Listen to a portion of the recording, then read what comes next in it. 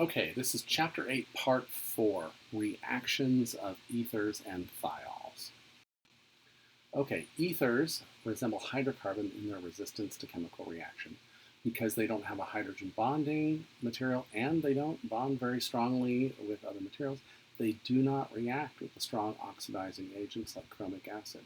And they are not affected by most acids and bases at moderate temperatures. They will occasionally react at high temperatures with acids and bases. But because of this, it makes them a very good solvent for the use in a lot of different reactions because they tend to be chemically inert at reasonable temperatures and with strong acids and bases. So the exception to this rule is the epoxide. The epoxide is a cyclic ether in which oxygen is one of the atoms in a three-membered ring. It's typically made by reacting ethylene and oxygen together with a silver catalyst to give us this compound, ethylene oxide. Okay. Other epoxides, for example, any alkene, can be oxidized using a peroxy carboxylic acid. What we do in that case is we take a carboxylic acid and we're adding an extra oxygen to the system. That extra oxygen is transferred to the alkene to make that three-membered ring. Okay.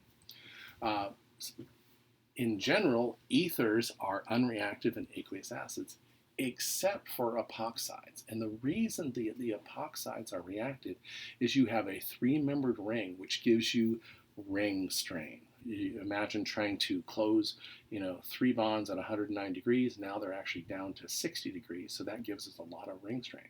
What this means is the epoxide will react with aqueous acid to open up and give us a dialcohol or a glycol. So the first step in that reaction is to actually take a proton off your acid and add it to one of the lone pairs of the oxygen. This allows those electrons that are forming the carbon-oxygen bond to be used to recreate the lone pair. Now we can have attack by any nucleophile. In this case, we're attacking it with the lone pair on water to give us an attack from the back side such that we have our epoxide is converted into a diol and we regenerate our acid catalyst. Okay, this is a really valuable reaction because what we'll end up with is we can ring open this to give us a number of different functional groups. It's all about what nucleophile we use for it. So using this methyl oxirane or propylene oxide, notice there's 3 carbons in that chain, but we still have that three-membered ring. We can attack that with various nucleophiles. In the case of the first one, we have ammonia is the first nucleophile. And notice it attacks at the least substituted carbon. So the alcohol is going to end up on the more substituted carbon, and your nucleophile is going to end up on the other carbon. So we call it where the alcohol is the alpha carbon, and where the nucleophiles attack is called the beta carbon in that case. So if we attack it with water in the presence of an acid, we again protonate that, and we have the nucleophile come in and attack to the backside, giving us our diol. And if we look at the last reaction, we have an anion of sulfur creating a nucleophile. The nucleophile comes in and ring opens the epoxide, again giving your alcohol on the alpha carbon and your thiol on your beta carbon. Okay, the other reaction that can happen with thiols is we can do it's called an oxidation to create a disulfide. So in the case of the thiol shown here, which is ethanol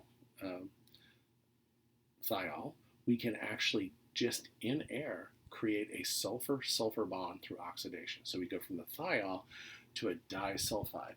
This interconversion between thiols and sulfides is very important in protein chemistry, which you'll learn in the follow-on course if you take it.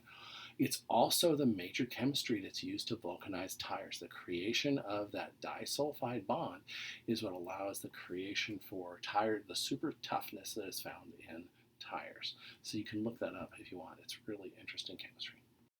Anyway, that concludes all of our different segments for Chapter 8. Go ahead and continue on with the homework, and hopefully I'll give you some problem sets that you can also solve at your spare time.